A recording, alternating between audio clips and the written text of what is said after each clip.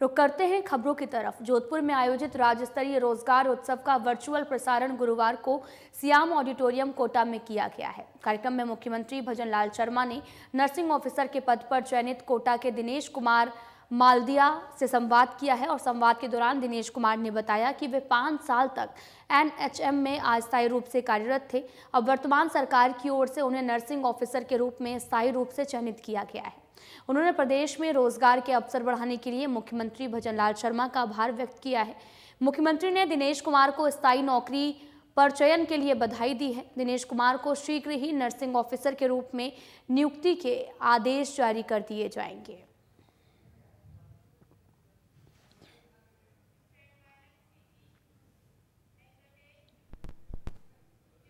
उप मुख्यमंत्री और जिले की प्रभारी मंत्री दिया कुमारी ने गुरुवार को राज्य स्तर के लिए सरकार के लिए भी 1 साल का कार्यकाल पूरा होने पर केकड़ी जिले के नगर परिषद प्रांगण में जिला स्तरीय प्रदर्शनी का शुभारंभ किया है। जिला विकास पुस्तिका का विमोचन और राज्य सरकार के 1 साल के कार्यकाल की उपलब्धियों पर प्रेस कॉन्फ्रेंस भी की है। उन्होंने जिला विकास प्रदर्शनी में विभागवार लगाई गई स्टॉल्स का भी अवलोकन किया, जिसमें राजीविका की ओर से भी हस्तशिल्प उत्पाद, पंचायती राज, ग्रामीण विकास की ओर से प्रधानमंत्री आवास योजना के मॉडल, कृषि विभाग की ओर से उन्नत फसल के बीज और उत्पाद सहित जिले के पंच गौरव प्रदर्शन स्टॉल का भी अवलोकन किया गया। इसमें 1 जिला, 1 उपज सरसों, 1 प्रजाति जामुन और 1 उत्पाद ग्रेनाइट और 1 खेल हॉकी और 1 पर्यटक स्थल हंतियाणी की भी बावड़ी और साथ ही वराहा मंदिर के कटआउट्स की सराहना की गई है। उन्होंने प्रदर्शनी में दिव्यांगजनों को उपकरण वितरित किए हैं। साथ ही उन्होंने मुख्यमंत्री कन्यादान योजना के अंतर्गत अफसाना पत्नी इस्माइल को राशि 51,000 रुपए का चेक दिया है। स्कूटी वितरण किए गए। आयोजन विभाग प्रधानमंत्री मुद्रा योजना के अंतर्गत 445 लाभार्थियों को 651 लाख रुपए का ऋण वितरण किया गया है। कृषि एवं उद्यमिता विभाग कृषि विभाग द्वारा केकड़ी जिले में प्रधानमंत्री फसल बीमा योजना के अंतर्गत रुपए 735 लाख रुपए के बीमा क्लेम का वितरण खरीफ फसल बीमा पॉलिसी धारक किसानों को किया गया।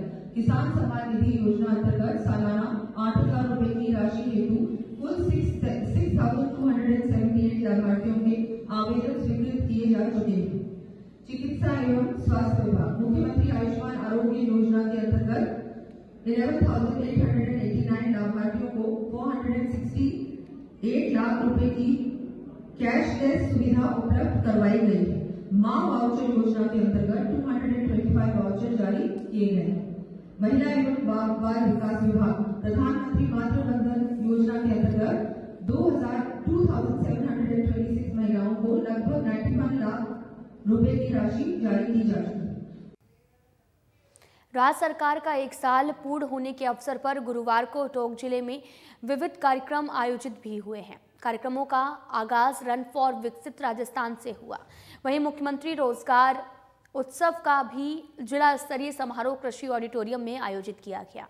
जिला स्तरीय कार्यक्रम की श्रृंखला में मुख्यमंत्री भजनलाल शर्मा की गरिमामय उपस्थिति में जोधपुर से वीडियो कॉन्फ्रेंसिंग के माध्यम से हुए मुख्यमंत्री रोजगार उत्सव का जिला स्तरीय समारोह कृषि ऑडिटोरियम में आयोजित किया गया है। मुख्यमंत्री भजनलाल शर्मा, चिकित्सक मंत्री गजेंद्र सिंह खेवसर और साथ ही शिक्षा मंत्री मदन दिलावर, ACS गायत्री राठौर ने भी नवनियुक्त कर्मियों का संबोधित किया और कार्यक्रम में देवली उनियारा विधायक राजेंद्र गुर्जर, जिला प्रभारी सचिव अर्चना सिंह समेत अन्य जिला स्तरीय अधिकारी और बड़ी संख्या में नवनियुक्त कर्मी मौजूद रहे हैं।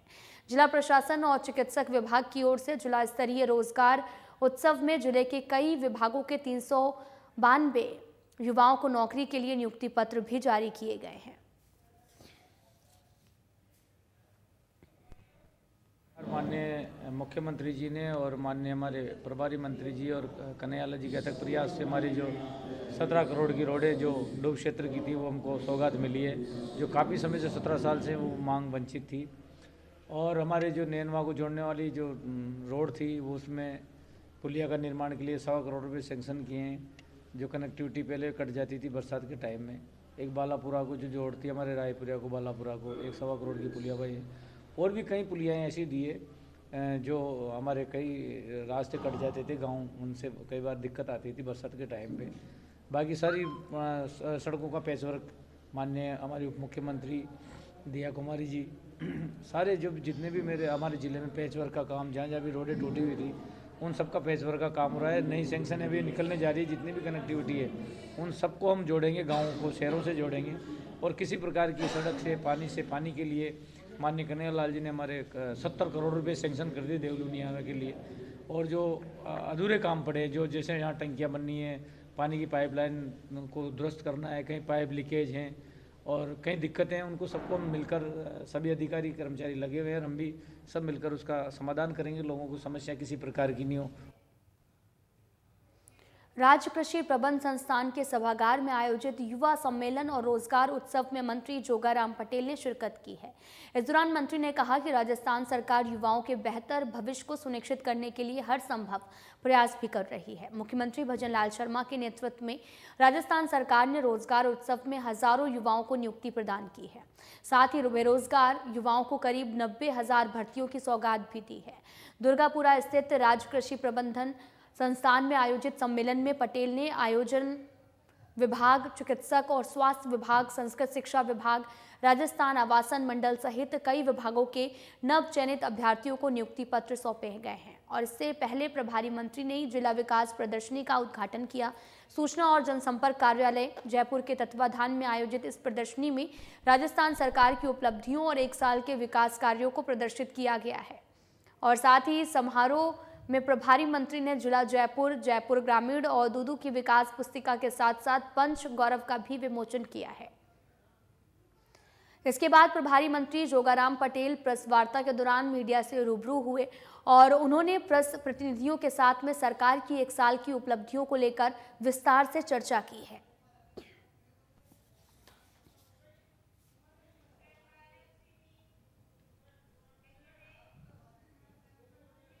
वर्तमान राज्य सरकार का 1 साल का कार्यकाल पूरा होने के उपलक्ष्य में जोधपुर जिले में आयोजित कार्यक्रमों की शुरुआत गुरुवार को रन फॉर विकसित राजस्थान रैली से हुई है। रन फॉर विकसित राजस्थान रैली की शुरुआत उम्मेद स्टेडियम से हुई और रैली पावटा सर्किल से होते हुए पुनः उम्मेद स्टेडियम पहुंचकर खत्म हुई है। रन फॉर विकसित राजस्थान रैली में प्रतिभागी उत्साहपूर्वक शामिल हुए। जिला प्रभारी मंत्री और साथ ही शिक्षा मंत्री मदन दिलावर ने रैली को हरी झंडी दिखाकर रवाना किया है। इस अवसर पर शहर विधायक अतुल बंसाली और साथ ही संभागीय आयुक्त डॉक्टर प्रतिभा सिंह, जिला कलेक्टर गौरव अग्रवाल, नगर निगम आयुक्त डॉक्टर शुभ मंगला, जनप्रतिनिधि सहित अन्य अधिकारी भी उपस्थित रहे।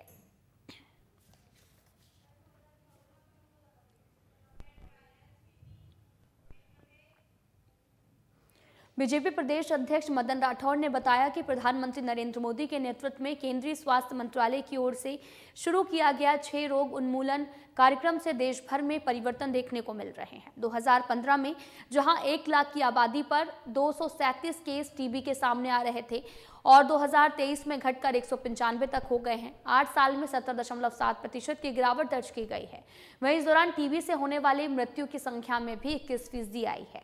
राज्यसभा सांसद मदन राठौर के सवाल के जवाब में केंद्रीय स्वास्थ्य और परिवार कल्याण राज्य मंत्री अनुप्रिया पटेल ने ये जानकारी दी थी।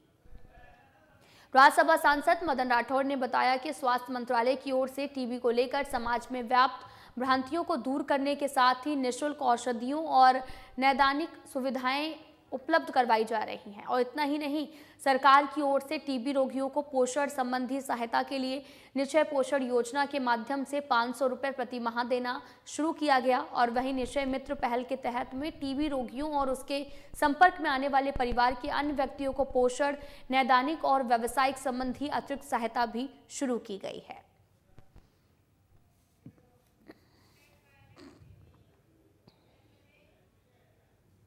देश के नौनिहालों को शिक्षित और सशक्त बनाने का कार्य यदि कोई कर सकता है तो वो शिक्षा है। इसी ध्येय को पूर्ण करने के लिए बगरू विधायक डॉक्टर कैलाश वर्मा जनमानस अनुरूप विकास कार्यों को गति देने में लगे हुए हैं। प्रदेश सरकार के 1 साल पूरे होने पर आयोजित कार्यक्रमों के तहत विधायक डॉक्टर कैलाश वर्मा ने पीएम श्री राजकीय उच्च माध्यमिक विद्यालय बगरू में पुस्तकालय कक्ष और 2 कक्षा कक्षों का शिलान्यास किया है। ये कक्ष 50 लाख रुपए की लागत से बनाए जाएंगे। और इस अवसर पर डॉक्टर कैलाश वर्मा ने कहा कि बच्चों की शिक्षा हमारे लिए सबसे महत्वपूर्ण है। यह अवसर केवल एक इमारत के निर्माण का नहीं बल्कि ज्ञान, शिक्षा और विकास की ओर एक नए कदम का प्रतीक है। इसके अलावा विधायक ने छात्राओं को साइकिल भी वितरित की। कार्यक्रम में विद्यालय स्टाफ, छात्र छात्राएं, स्थानीय नागरिक और अन्य गणमान्य लोग भी उपस्थित रहे।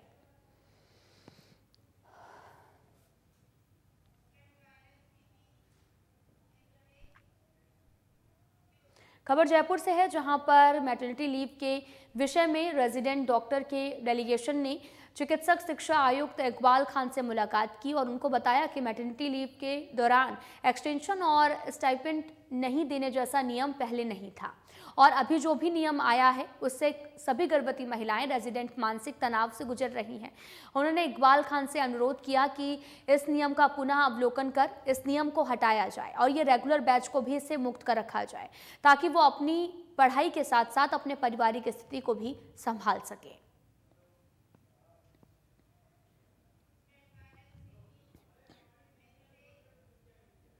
शिक्षा और पंचायती राज मंत्री मदन दिलावर गुरुवार को जोधपुर में सोहनी देवी की स्मृति में नीरू और मनोहर सिंह की ओर से आयोजित सर्व जातीय सामूहिक विवाह सम्मेलन में शामिल हुए हैं। विवाह समारोह में सर्व जातीय समाज की 15 कन्याओं का विवाह संपन्न हुआ है। शिक्षा मंत्री दिलावर ने समारोह में परिणय सूत्र में बंधे नवनिर्मित जोड़ों को अखंड सौभाग्य का आशीर्वाद मिला है। साथ ही आयोजकों को भी इस पुनीत कार्य के लिए भी बधाई दी गई है।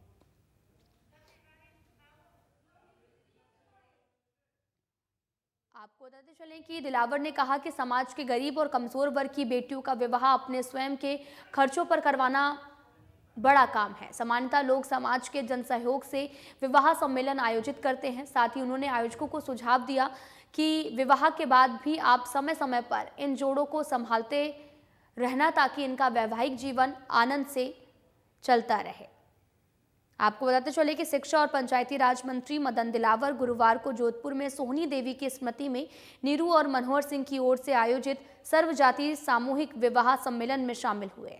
विवाह समारोह में सर्व जातीय समाज की 15 कन्याओं का विवाह संपन्न हुआ है।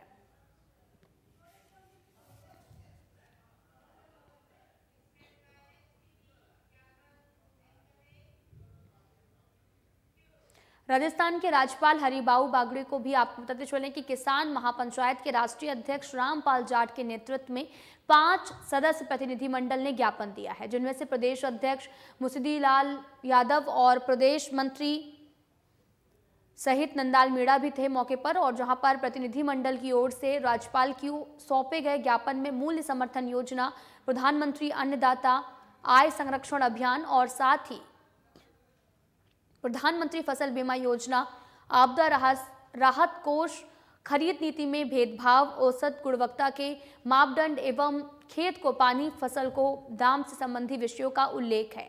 इस अवसर पर किसानों की कई समस्याओं पर बिंदुवार चर्चा हुई और साथ ही प्रतिनिधिमंडल ने 17 दिसंबर को प्रधानमंत्री के जयपुर आगमन पर ज्ञापन देते का समय जो निर्धारित है वो करने का आग्रह किया।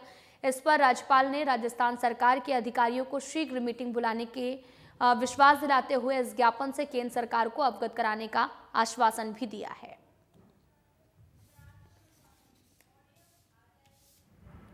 किसानों की आय की सुनिश्चितता के लिए खेत को पानी, फसल को दाम की दिशा में कार्रवाई के लिए आज राजभवन में आकर राज्यपाल महोदय को ज्ञापन दिया, जिसमें 5 सदस्यीय शिष्टमंडल था।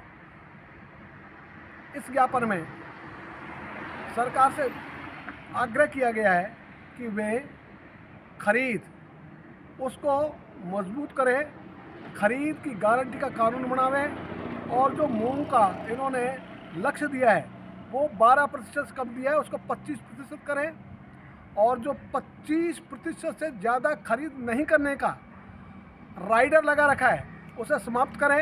जैसे उड़द का, मसूर का, अरहर का समाप्त किया। फसल बीमा योजना को सही करें। इसके लिए लगातार हम कोशिश कर रहे हैं और आज ज्ञापन भी इसीलिए दिया है। 17 तारीख को प्रधानमंत्री जी आ रहे हैं, उसके संबंध में हमने राज्यपाल महोदय को निवेदन किया है कि उनसे मिलने का हमारे शिष्टमंडल को समय दिलाया जाए। राज्य में पीएम कुसुम योजना के जमीनी स्तर पर क्रियान्वयन को गति मिल रही है। योजना के कंपोनेंट सी के अंतर्गत गुरुवार को बहरोड कोटपुतली जिले के बानसूर सब डिवीजन क्षेत्र में एक साथ 2 सोलर प्लांट स्थापित किए गए हैं। कुल 5.26 मेगावाट क्षमता के दोनों प्लांटों में बालावास और भूपसेड़ा ग्रिड सब स्टेशन से जुड़े 547 किसानों को कृषि कार्य के लिए दिन में बिजली सुलभ हो सकेगी। और उल्लेखनीय है कि बीते करीब 2 महीने में जयपुर विद्युत वितरण निगम में कुसुम योजना के कंपोनेंट सी के अंतर्गत कुल 42 मेगावाट क्षमता के 15 प्लांट स्थापित किए जा चुके हैं। इनमें कोटपुतली सर्किल में सर्वाधिक 7, भिवाड़ी में वृत्त में 5 और जयपुर जिला उत्तर, जयपुर जिला दक्षिण और झालावाड़ वृत्त क्षेत्र में एक सौर ऊर्जा संयंत्रों से बिजली उत्पादन प्रारंभ किया गया है।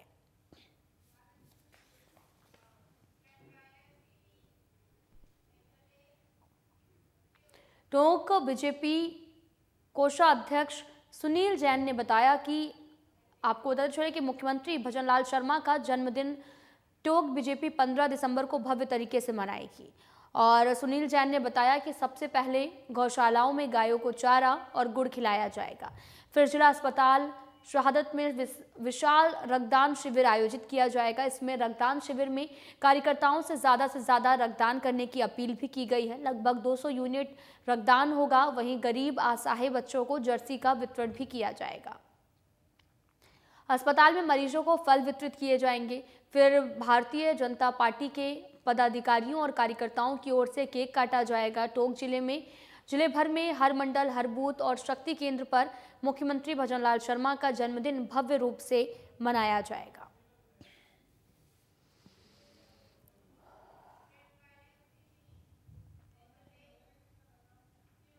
राजस्थान का खूबसूरत शहर उदयपुर 10 से 12 जनवरी 2025 के बीच एकदम अलग रंग में दिखेगा। Udaipur tales international story telling festival में इस बार सिर्फ भारत ही नहीं बल्कि दुनिया के कई देशों के मशहूर कहानीकार शिरकत करेंगे।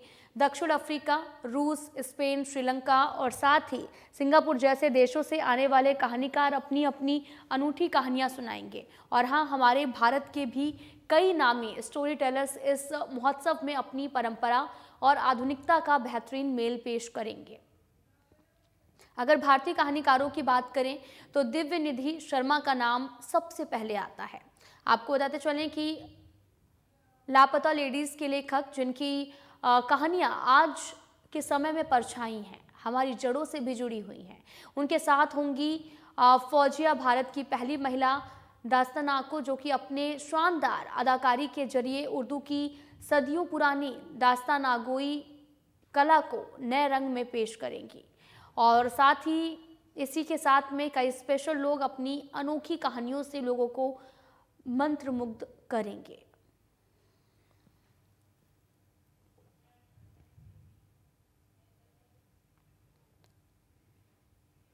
राज्यसभा सांसद और बीजेपी प्रदेश अध्यक्ष मदन राठौर ने कहा कि प्रधानमंत्री नरेंद्र मोदी युवाओं की शिक्षा और रोजगार के लिए नए अवसर प्रदान करने के लिए संकल्पबद्ध हैं। साथ ही मोदी सरकार की ओर से लगातार युवाओं को आत्मनिर्भर बनाने की दिशा में कार्य भी किया जा रहा। केंद्र सरकार की ओर से दीनदयाल अंत्योदय योजना राष्ट्रीय शहरी आजीविका मिशन के माध्यम से युवाओं को अवसर प्रदान कर रही है। इतना ही नहीं, आवासन और शहरी कार्य मंत्रालय के स्मार्ट सिटी मिशन के अंतर्गत देश प्रदेश के 2398 सरकारी स्कूलों में 9433 से भी अधिक स्मार्ट क्लासरूम और साथ ही अच्छा माहौल उपलब्ध करवाने का प्रयास भी किया गया है। वहीं दूसरी ओर 23 स्मार्ट शहरों में युवाओं के लिए कौशल विकास और इंक्यूबेशन सेंटर्स का पर जो है वो 241 करोड़ रुपए की लागत से 37 परियोजनाओं का क्रियान्वयन किया जा रहा है।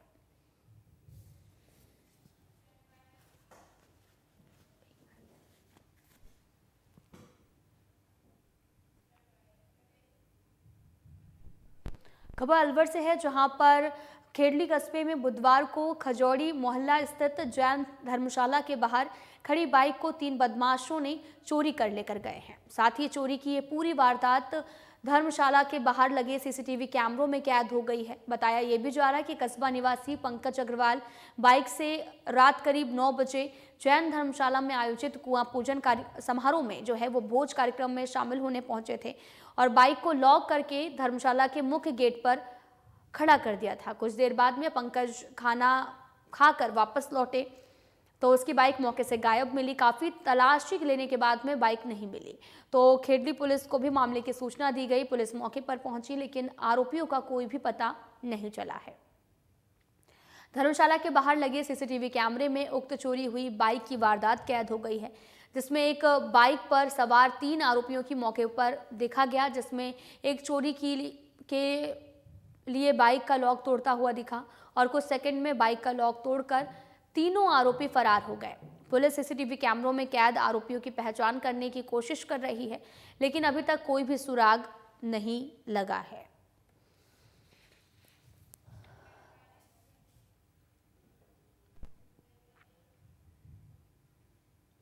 टोंक नेशनल हाईवे 52 पर वैष्णो देवी मंदिर के पास में एक ट्रैक्टर ट्रॉली और बाइक के बीच में भीषण भिड़ंत में बाइक सवार 2 युवकों की मौत हो गई है, जबकि बाइक सवार एक युवक हादसे में बुरी तरह से घायल हो गया है।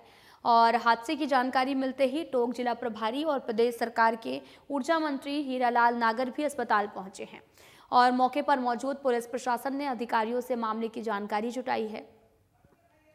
मंत्री हीरालाल नागर ने अस्पताल प्रबंधन को घायल युवक के बेहतर इलाज को लेकर दिशा निर्देश दिए। साथ ही मृतक युवाओं की आर्थिक सहायता के लिए जिला प्रशासन से वार्ता भी की है।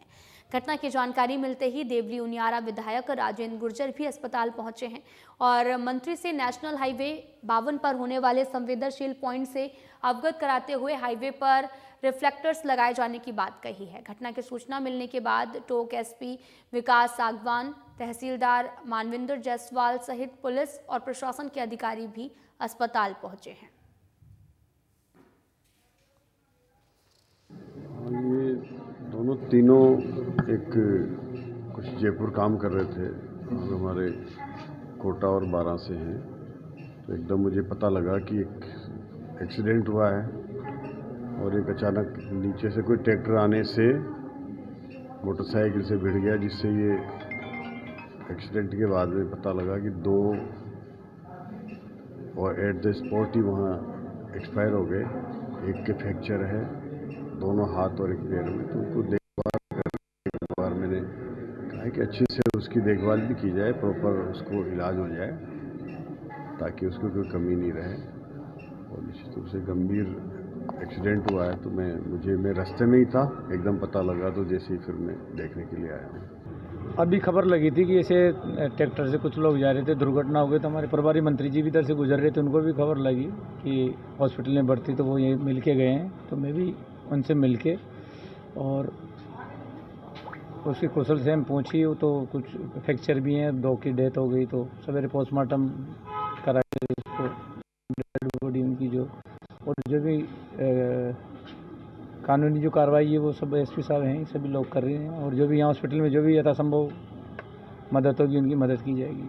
ट्रैक्टर्स कहीं ना कहीं नहीं लगाए गए, एनएचआई की ओर से कहीं ना कहीं लापरवाही है, उसको लेकर किस तरह से एक्शन? मंत्री जी ने अभी बात की है, तो वो खुद एनएचआई वालों से बात करके कल, और इनका जो भी वहाँ लाइटों का या रिफ्लेक्टर की जो भी कोई कमी है, ब्रेकर बनाने जो भी कोई होगा, तो उनसे बात कर इसका समाधान करेंगे ताकि आने वाले समय में दुर्घटना नहीं हो और किसी की जान नहीं जाए। इसके लिए बातचीत करके इसका कल ही वो बुलाएंगे, कल के लिए उन्होंने कहा कल बुला के, और हम भी बात करेंगे एनएचआई वालों से।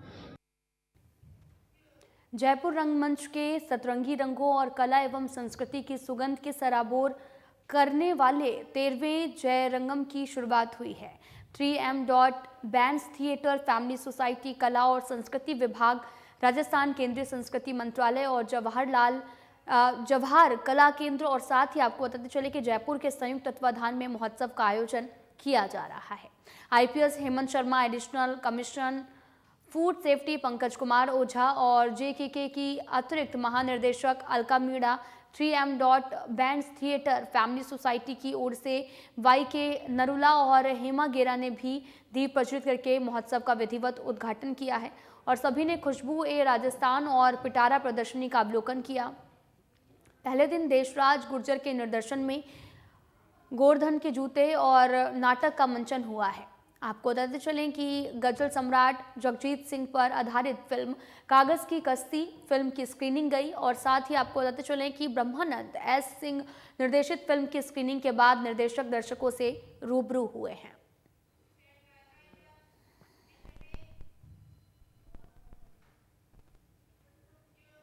फिलहाल बुलेटिन में इतना ही। नमस्कार।